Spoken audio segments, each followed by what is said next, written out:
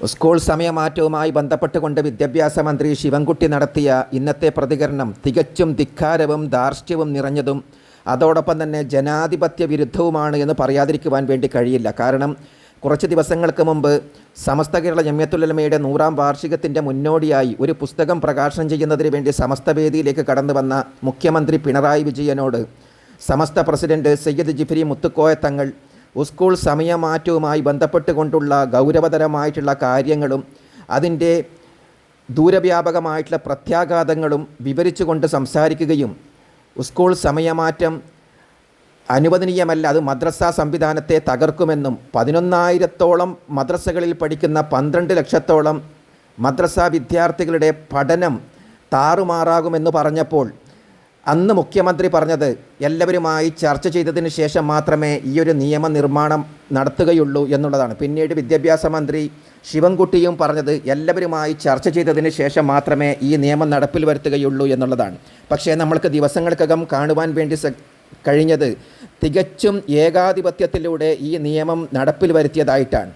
നമ്മളിവിടെ മനസ്സിലാക്കേണ്ടത്, കേരളത്തിൽ ഏതൊരു നിയമവും നടപ്പിൽ വരുത്തുമ്പോൾ ബഹുസ്വര ചർച്ചകൾ നടത്തി അതിലൂടെ ഉരുത്തിരിഞ്ഞു വരുന്ന തീരുമാനങ്ങൾ കൈക്കൊണ്ടതിന് ശേഷമാണ് സാധാരണ ഒരു നിയമം നടപ്പിൽ വരുത്താറുള്ളത്. പക്ഷേ ഇവിടെ കാലങ്ങളായി മദ്രസ സംവിധാനത്തെ തകർക്കുന്നതിന് വേണ്ടിയിട്ടുള്ള ഗൂഢാലോചന അത് നടപ്പിൽ വരുത്തുന്നതിന് വേണ്ടി തന്നെയാണ് സ്കൂൾ സമയം പുനർക്രമീകരിച്ചുകൊണ്ട് ഏകാധിപത്യത്തിലൂടെ ഈ നിയമം നടപ്പിൽ വരുത്തിയത്.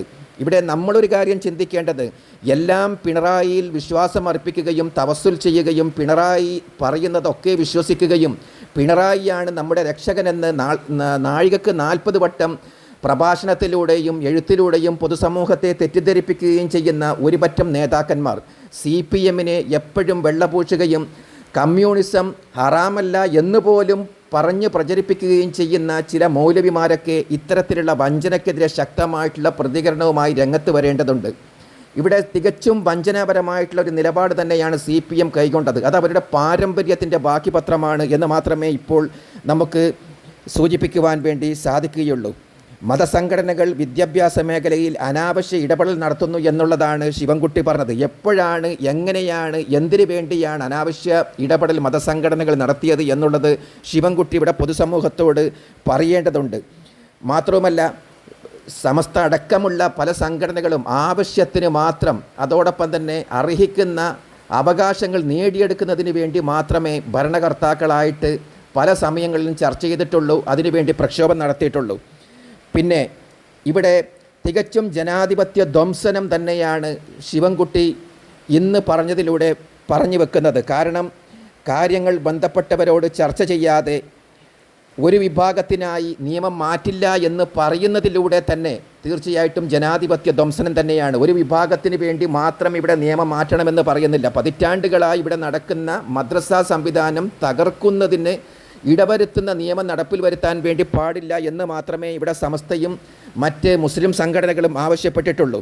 അതേപോലെ തന്നെ മറ്റൊരു വളരെ ഗൗരവതരമായിട്ടുള്ള ദൂരവ്യാപകമായിട്ടുള്ള ഭവിഷ്യത്ത് വലിച്ചു വരുത്തുന്ന ഒരു കാര്യമാണ് ശിവൻകുട്ടി പറഞ്ഞത്, സർക്കാരിനെ മതസംഘടനകൾ ഭീഷണിപ്പെടുത്തുന്നു എന്നുള്ളത്. എപ്പോഴാണ്, ഏത് സംഘടനയാണ് ഭീഷണിപ്പെടുത്തിയത്? അത്തരം ഭീഷണിയിലൂടെ എന്ത് കാര്യങ്ങളാണ് മതസംഘടനകൾ നേടിയെടുത്തത് എന്നൊക്കെ ഉത്തരവാദപ്പെട്ട വിദ്യാഭ്യാസ മന്ത്രി പൊതുസമൂഹത്തോട് പറയേണ്ടതുണ്ട്. മറ്റൊരു കാര്യം ശിവൻകുട്ടി പറഞ്ഞത്, തുല്യനീതിയാണ് ഇവിടെ നടപ്പിൽ വരുത്തിയത് എന്നുള്ളത്. ഒരു വലിയ വിഭാഗത്തിൻ്റെ മദ്രസ സംവിധാനം, മതപഠനം താറുമാറാക്കിക്കൊണ്ടാണോ തുല്യനീതി നടപ്പിൽ വരുത്തേണ്ടത്? കാലങ്ങളായി നടന്നു വരുന്ന ആ സ്കൂൾ സമയം തന്നെ ഇവിടെ നടപ്പിൽ വരുത്തി അല്ലെങ്കിൽ മുന്നോട്ട് കൊണ്ടുപോകുന്നതിൽ എന്ത് തടസ്സമാണ് ഇവിടെ ഉള്ളത് എന്നുള്ളതും പൊതുസമൂഹത്തോട് വിവരിക്കേണ്ടതുണ്ട്.